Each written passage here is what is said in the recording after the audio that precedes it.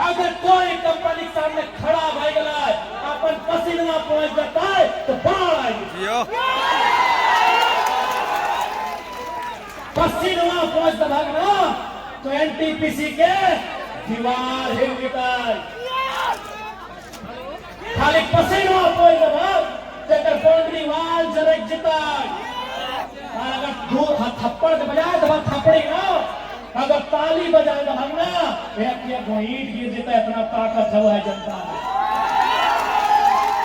इतना ताकत है जनता में।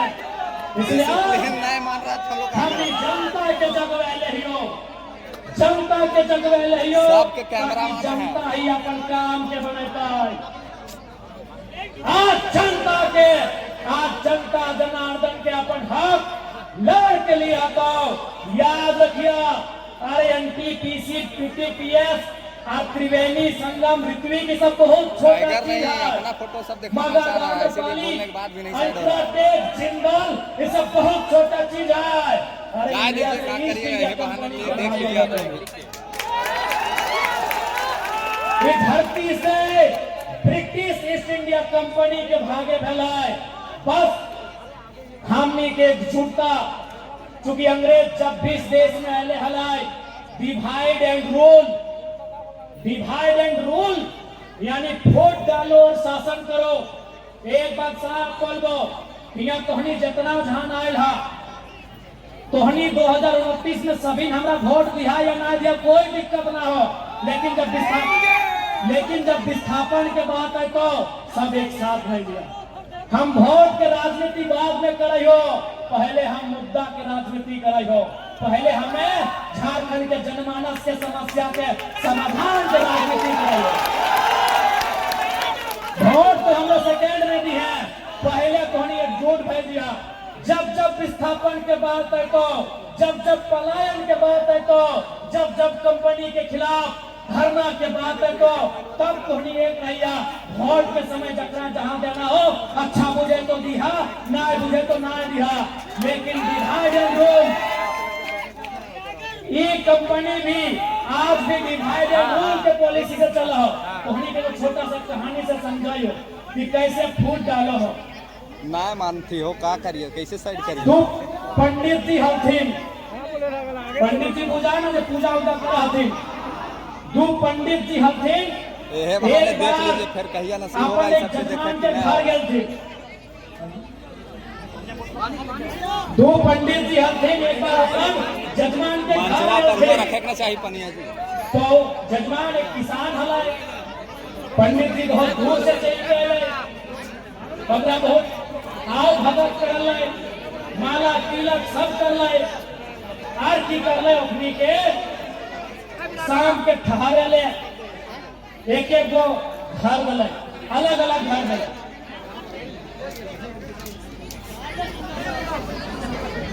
दियो के अलग अलग घर गले। दो पंडित जी एक किसान, एक पंडित जी के घर बगल में गलाए, एक पंडित जी के घर बगल में गलाए। हर किसान बारी बारी से आके पूछले, पहला नंबर वाला पंडित जी से पूछले कि बाबा महाराज, आपका तो पूरा दुनिया में बड़ी चर्चा है, आपका बड़ी नाम सुने हैं, बड़ी गुणगान सुने हैं, आप तो महान है, लेकिन बगल में जो आपका दोस्त है, बगल का कमरा वो कैसा है।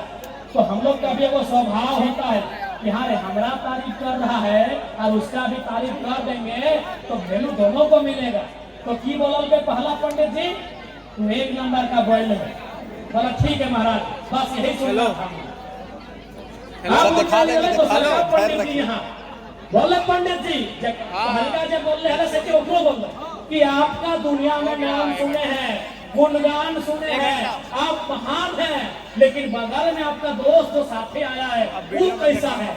ये बोल रहे हैं आप वो बोल रहे पूरे ठीक, हम इतने सुनना चाहते हैं। अब रात के खाना के बारी में दियो पंडित जी, हमारा नाम सूरज कुमार सिंह लगा तो इनके बता देंगे हम कुर्मी नहीं, ठीक है, ये बात मत लिख दीजिए। खाना मिलता है, रोटी मिलता है, दाल मिलता है, तड़का मिलता है, अचार मिलता है, भुजिया मिलता है, पापड़ मिलता है, पूरा मने मने हलते और पंडित जी सब और विजय साहू ज्वाइन कर साहू लगो ठीक है पूरा मने मने हलते। जैसी शाम अल जब खाना दिए के बारी अल तब दियो के एक साथ बैठे नहीं बैठेगा हो नहीं बैठेगा। लेकिन जब खाना के बाद अल दियो के अलग बैठे अब थरिया लेके दल थरिया की अले मालूम हो एगो के थरिया में घास अल एगो के थरिया में भूसा कहे अले मालूम हो कहे कि अगर पूछा लगे कि तोर दोस्तवा कैसा लगे तुम्हें अपन बारे मत बताओ तुम्हें बोलक लगे तोर दोस्तवा कैसा हो बोलले हले बैल हो कहले आप बोले थे बैल है इसीलिए घास लेके आए और ओकरो पूछा लगे कि आपका दोस्तवा कैसा है बोलले हले गधा हो इसलिए भूसा लेके आए। यानी आपस में ओखनी एक संग अइले एक संग पैदल चल के अलाए एक संग सब कर लाए लेकिन किसान तनी जाने खातिर कि दियो में कैसन एक मत है एक संग ओखनी के दिलाए पता चल गलाए कि ओकरा गधा बोल दले ओकरा बैल बोल दलाए और खाना में घास और भूसा मिल गया। तो ठीक उसी प्रकार होगा आप लोग शहर में पहले बहुत सारे एक बार इसको करिए तो देखना चाहिए कि टाइगर के पूरा पत्थर लग गया। तुम काहे आवाज उठाता है अरे तुम भेंट करो क्या जरूरत है चलो तुमको दो चक्का खरीद देते आइंदा भीड़ गवाह है परिवार देख लीजिए आप। यही डिवाइड एंड रूल का पॉलिसी एनटीपीसी भी अपनाता है सीसीएल भी अपनाता है बीसीसीएल भी अपनाता है और तमाम झारखंड की कंपनी अपनाता है। इसलिए मैंने आपको पहले ही कहा है वोट देने के टाइम आप 3 लोगों को दीजिए 4 लोगों को दीजिए ये आपका अधिकार है लेकिन जब लड़ने की बात आए जब विस्थापन की बात आए वहाँ आप एकजुट होकर लड़िए। कैसे मजा आएगा भाई बताओ। अभी बहुत लंबी लड़ाई होने लगी बहुत बड़ी बहुत लंबी लड़ाई हमें लगी। आज टोनी के स्पष्ट बोलो आज देख सकल हा जितना जितना भीड़ जितना उमंग किसी धार्मिक जुलूस में देखने मिला है अगर उतना भीड़ उतना उमंग उतना उत्साह अगर फैक्ट्री के सामने खड़ा भई थी ना तो काल के सामने आके बोलता है कि वार्ता कीजिए आपकी मांग को जब तक पूरा नहीं करेंगे कोई काम नहीं करेंगे। आज मैं विशेषकर विस्थापित क्षेत्र के नौजवानों से कहूंगा मैं विशेषकर विस्थापित क्षेत्र के नौजवानों से कहूंगा कि आप जितनी ऊर्जा के साथ आप जितनी ताकत के साथ रामनवमी में जय श्री राम बहुत भीड़ है आगे भाई आप जितनी ताकत के साथ जितनी ऊर्जा के साथ रामनवमी में जय श्री राम का नारा लगाते हैं आप जितनी ताकत जितनी ऊर्जा के साथ मुहर्रम में या अली या हुसैन का नारा लगाते हैं उससे दोगुनी ताकत के साथ कंपनी के गेट में नारा लगाइए कंपनी हमारी जमीन वापस करो जियो उससे जोर से नारा लगाइए। मैं ये विस्थापितों को कहूंगा आप जितनी जोर से जितनी ऊर्जा से जितनी ताकत से नारा लगाते हैं जय श्री राम का रामनवमी में या हुसैन का मुहर्रम में उससे ऊर्जा उससे जोर उससे ताकत से नारा लगाइए कि कंपनी हमारी जमीन खाली करो कंपनी हमारी जमीन खाली करो सरकार हमारी जमीन खाली करो सरकार हमारी जमीन वापस करो उससे ताकत से नारा लगाइए।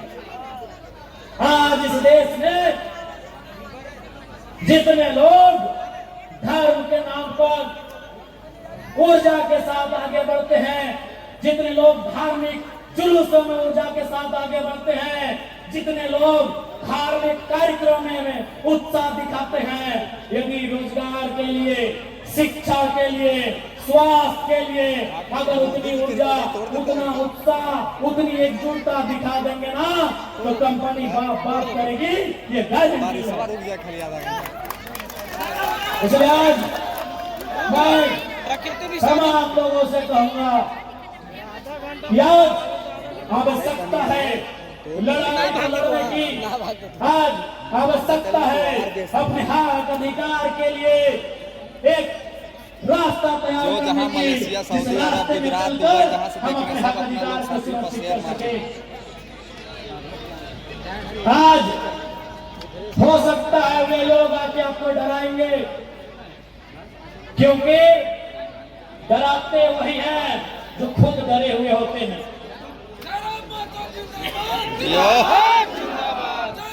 ये लोग बोलहान साहब है बंदे डराएंगे, ये इन पुलिसों का सहारा सूरज दा जिंदा मातो करता है, जिंदाबाद काहे करते हैं आप लोग? खाली फोटो खिंचाने खड़ा हो जाते हैं।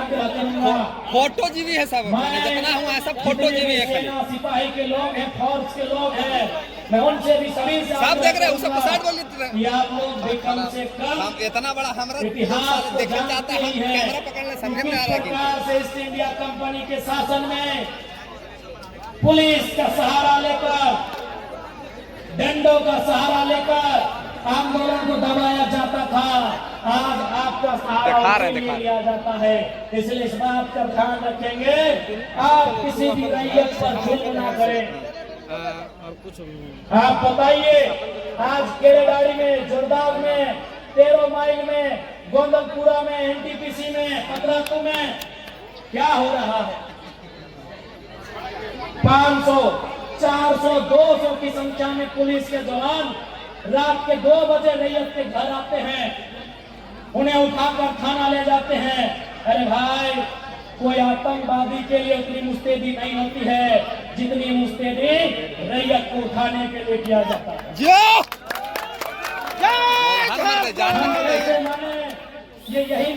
ये वही लोकतांत्रिक भारत है जिसकी कल्पना महात्मा गांधी ने किया था, जिसकी कल्पना डॉक्टर भीमराव अंबेडकर ने किया था, जिसकी कल्पना शहीद आजम भगत सिंह ने किया था।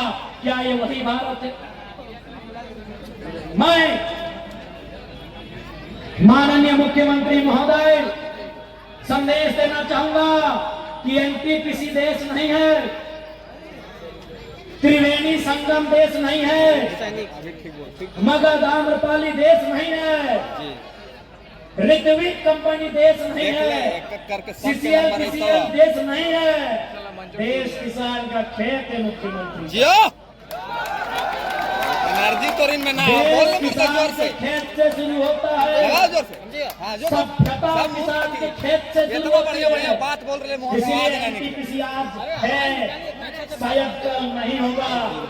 आज से 100 साल पहले एनटीपीसी नहीं था, लेकिन किसान का खेत Mohenjodaro, Harappa, Indus valley civilisation के समय से है, तब से सभ्यता है, तब से किसान का खेत है। इसलिए मुख्यमंत्री महोदय, जिले के डीसी, जिले के एसपी महोदय, मैं आपको कहना चाहूंगा, ये जो आप लोग बार बार कंपनी का पक्ष लेते हैं, कंपनी की तरफ से लाठीचार्ज करते हैं, ये एनटीपीसी देश नहीं है।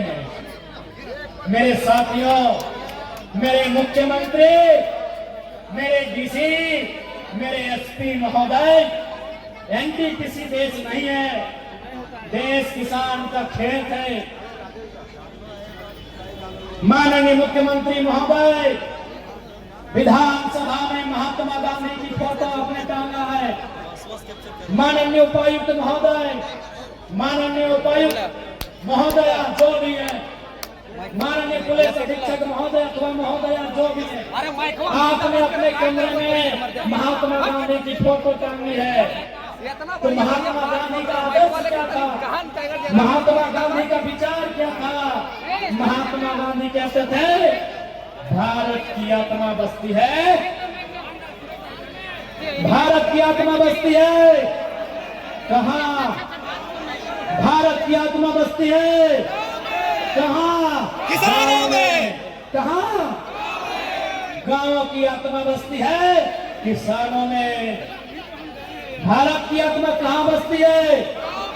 आवाज नहीं आ रहा है। गांव में, गांव में एक साथ बोलिएगा, भारत की आत्मा कहाँ बसती है? गांवों की आत्मा कहाँ बसती है? और किसानों की आत्मा खेत खलिहान में।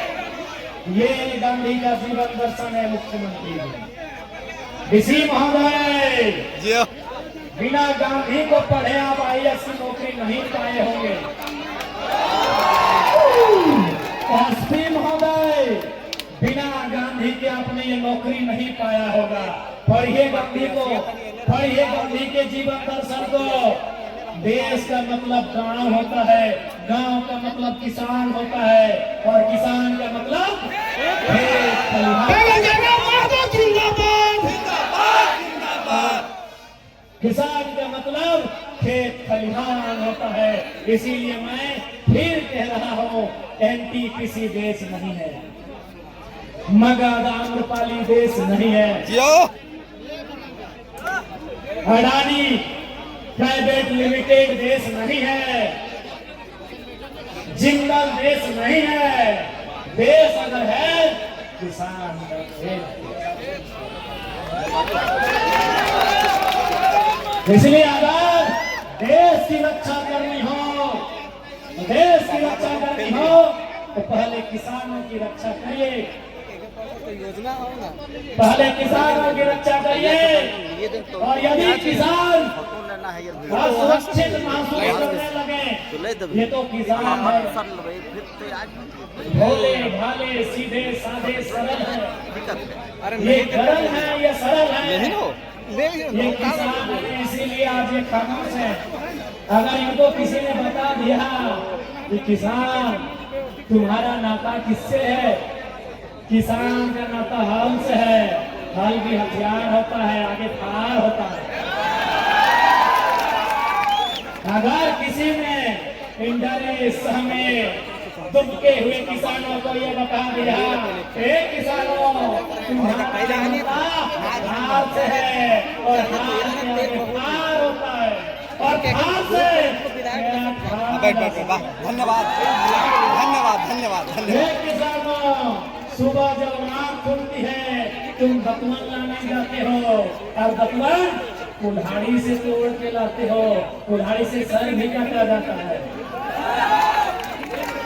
जब हमारे माओ को बताया जाएगा, मेरी माओ मेरी बहनों, आप धान किससे काटते हो, हसुआ से, हसुआ से गर्दन भी काटा जाता है। ये किसान है, इसीलिए आज सरल है। ये किसान है, इसीलिए फसल उगाना जानते हैं। जिस दिन गर्दन काटने का योजना बना लिया, कोई नहीं बचेगा, कोई नहीं बचेगा। अरे तुम तो ADC साहब, ASP साहब, दुर्गा साहब, आप नौकरी करते हैं तब आपको हथियार मिलता है। हम लोग पैदाइशी हार लेके चलते हैं, हार में खाना होता है। बाबू, आप नौकरी करते हैं तब आपको बंदूक मिलता है, बंदूक का धार मिलता है। सर्व हम लोग पैदाइशी हार में फाड़ लेके चलते हैं। इसलिए सताइए नहीं, सताइए नहीं, जोहार जोहार, सताओ मत। जिस दिन किसान चाह लेगा, ऐसा ऐसा NTPC कितना मिट्टी में मिला देगा जिसका कोई ठिकाना नहीं। बंद कर देनी तो मानते हैं अभी पूंजी है तुम्हारे पास, और वो पूंजी तुम विधायक का शेयर मारिए, आप लोग शेयर मारिए। मालूम है, फॉलो नहीं किया फॉलो भी कर लीजिए, शेयर मारिए। मालूम है हमको, मालूम है तुम्हारे पास पूंजी है। पूंजी तो मुख्यमंत्री को भी देते हो, ये भी मालूम है। नहीं तो 5000 बकरा कहाँ से आता है?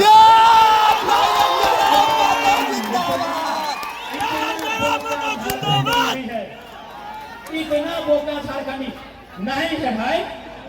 अगर कंपनी ने उनको चंदा नहीं दिया, अरे ठीक है, रोड सरकारी, लाइट सरकारी, बिजली सरकारी, खसी का मीट सरकारी नहीं था।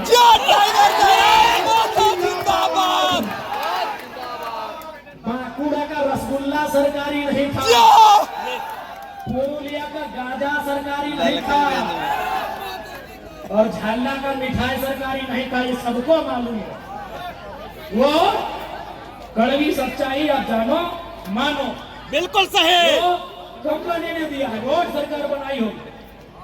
मिठाई का दाम कंपनी से, अभी अवैध पैसा गुरु जी भी खुश नहीं है, झगड़ा हमको मालूम है NTPC आपका चंदा सीधे सीएम साहब के दोस्तों को जाता है, शायद उनको भी जाता होगा।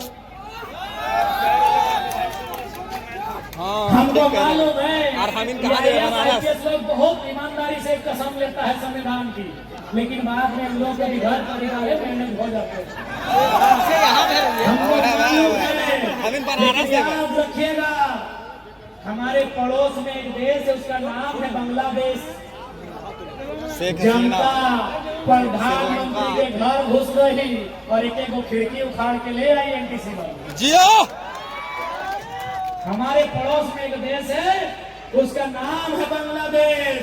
भूखी, सताई, लाचार, बेबस जनता प्रधानमंत्री के घर में घुस गई और एक ईंट उखाड़ के ले गई। हमारे बगल में और एक देश है पड़ोसी श्रीलंका, जो हमसे जल सीमा साझा करता है, नाम है श्रीलंका। राष्ट्रपति के घर घुस गई जनता। जनता में वो ताकत है, राष्ट्रपति के घर जनता घुस गई। ये जनता है जिस दिन चाहेगी DC का ऑफिस हो, SP का ऑफिस हो या CM का ऑफिस हो, एक गीत कबाड़ के लिए। जियो टाइगर जिंदाबाद। सताइए मत, विकास के विरोधी नहीं है हम। वो लोग हैं जो जमीन 1960 में दिए हैं और धरना 2025 में दे रहे हैं। हम वो लोग हैं कि जमीन 1970 में दिए हैं और आज आपके सामने हाथ फैला रहे हैं। इसलिए समय आपका है, हम ये भी मान रहे हैं, लेकिन समय बदलने में देर नहीं है। टाइगर जयराम माता जिंदाबाद। ये भूख खा के ना इला खबर रे लगो भूख खा लिए, जिस दिन खड़ी हो गई दीजिए ना, बीच याद रखिएगा। खाक तो ना इला बोला काहे मते। और ये भी मेरे किसानों यह भी याद रखिएगा, महात्मा गांधी को वास्तव में हीरो किसने बनाया? जनता। क्या आप जानते हैं? नहीं जानते हैं? महात्मा गांधी को हीरो चौपारण के किसानों ने बनाया। आप नहीं जानते हैं? पढ़िए गांधी जी का चैप्टर, पढ़िए किसान राजकुमार शुक्ला का गांधी को निमंत्रण। सवाल है, what is the turning point in the life of Gandhi? आपने पढ़ा होगा, 12 में पढ़ा है कि नहीं? What is the turning point in the life of Gandhi? वो चौपारण के किसान थे जिन्होंने गांधी के जीवन को बदला था। अरे आपने सरदार पटेल का नाम सुना होगा, क्या उनका नाम सरदार पटेल था? जी नहीं, उनका नाम वल्लभ भाई पटेल था। ये सरदार किसने बनाया? बड़दोली के किसानों ने बनाया, महिलाओं ने। ये किसान की ताकत को जान नहीं रहे हैं, ये किसान की ताकत को पहचान नहीं रहे हैं।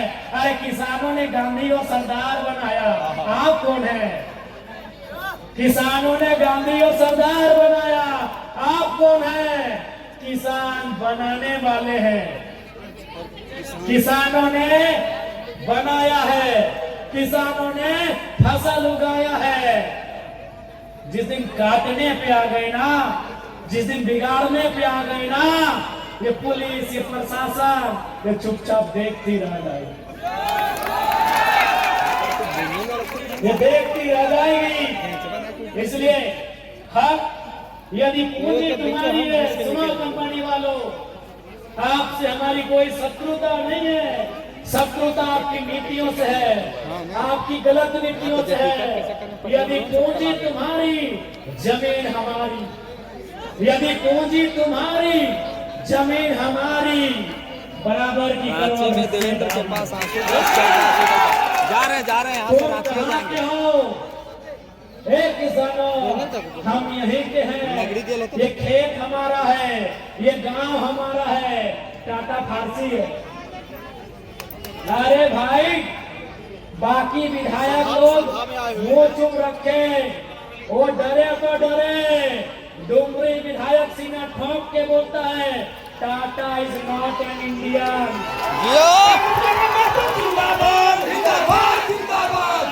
हिंदुस्तानी नहीं है। आप जानते थे टाटा हिंदुस्तानी नहीं है, टाटा फारसी है, पारसी है। आपने कभी टाटा का झंडा देखा है?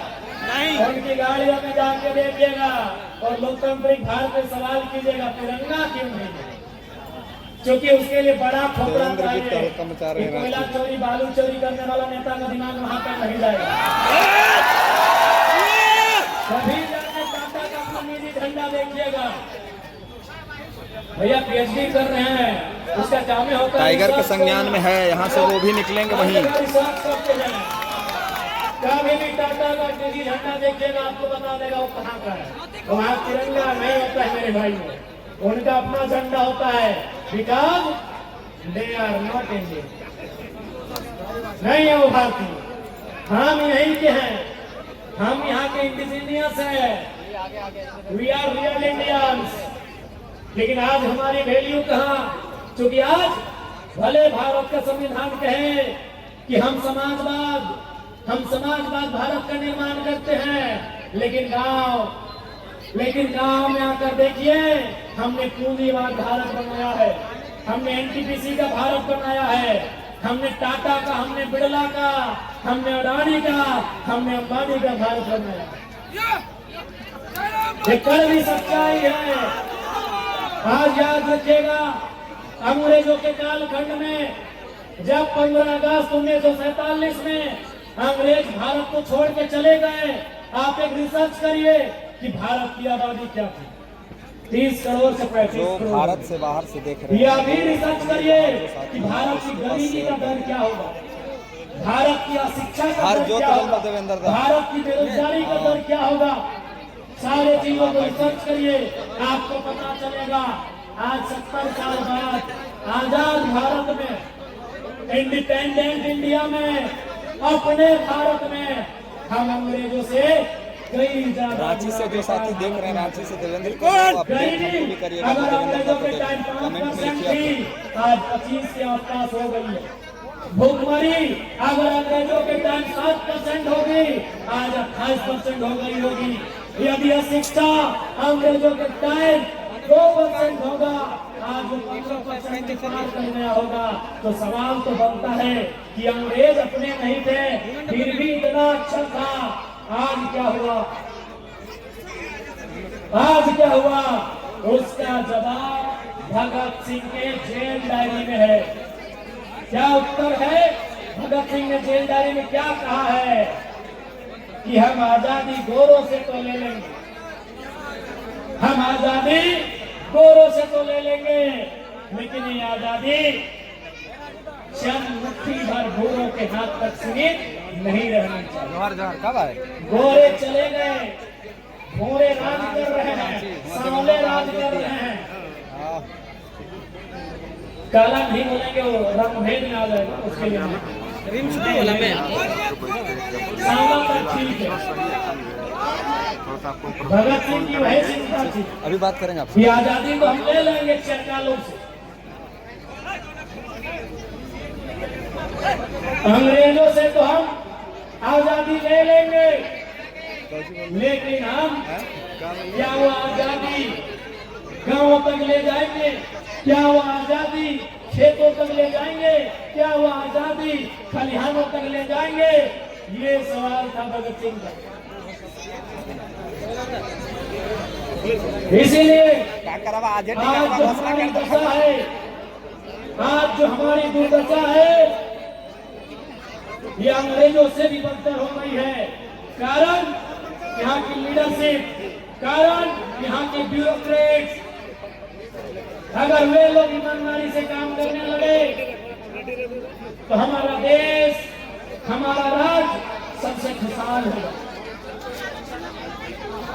इसलिए आज मैं आप सभी से आग्रह करता हूं कि अब ये नए तरीके की लड़ाई है, ये नए दौर की लड़ाई है। इस लड़ाई को लड़ने की जरूरत है। यहाँ से प्रोग्राम जैसे ही टाइगर का संबोधन खत्म होगा हम लोग यहाँ से रांची के लिए ही निकलेंगे। रोजी रोजगार की है, ये लड़ाई रोटी की है, ये लड़ाई पेट के भूख की है।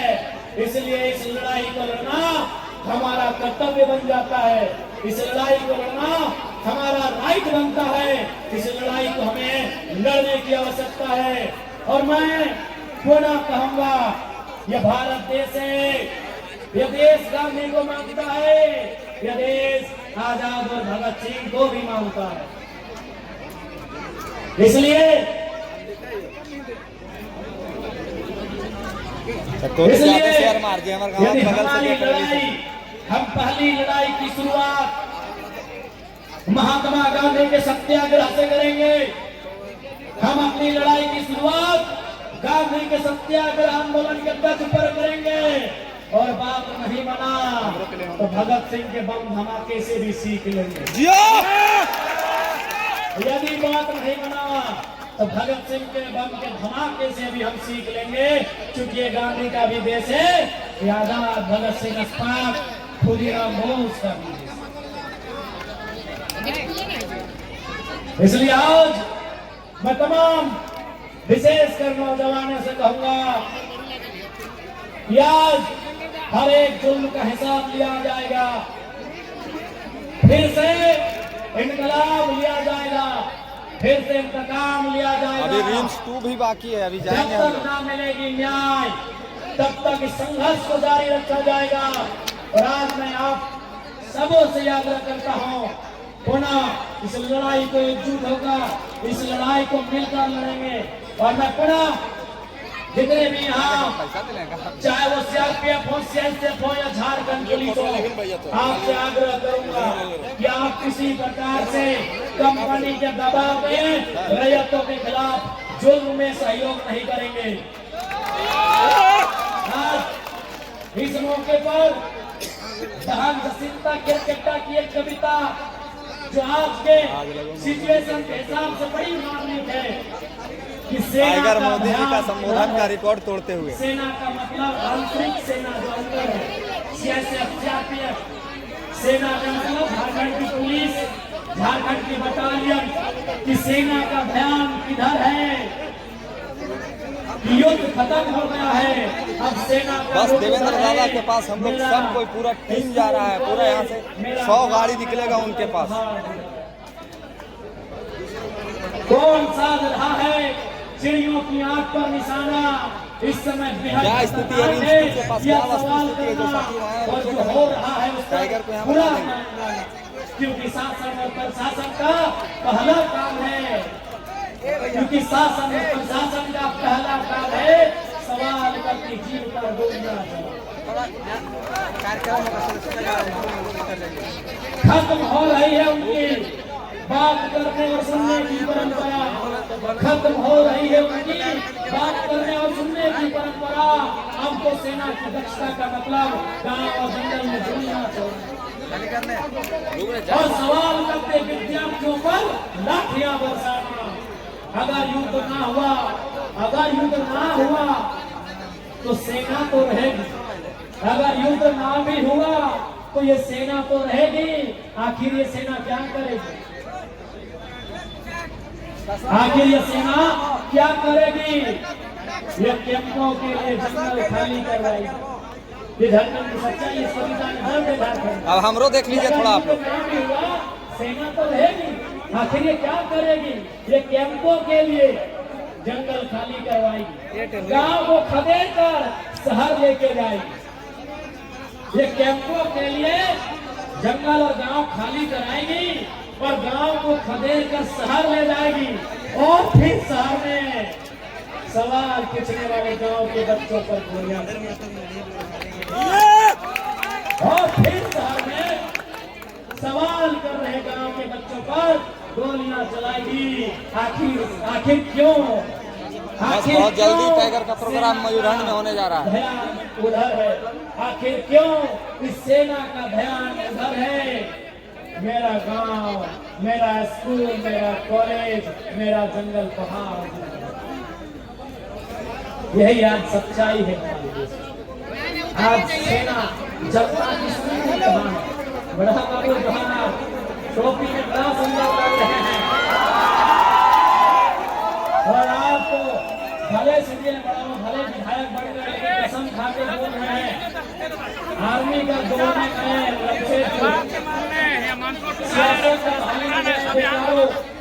वहाँ हाइट में चढ़ गए। जमशेदपुर में 3 साल के बाद थोड़ा सा मेरा तबियत खराब हुआ।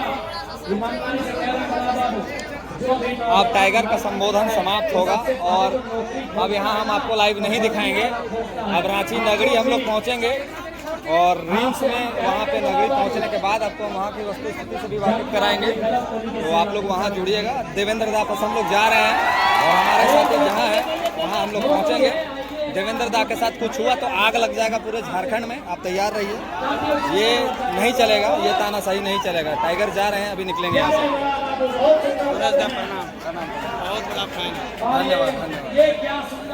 बस अभी परिवर्तन कर देना पड़ता है, एकदम करना है। हमारा बड़का खाना घर आपका हम बहुत अच्छा रिपोर्टिंग देते हैं। बहुत धन्यवाद। छूट गया कोई कारण से हुआ।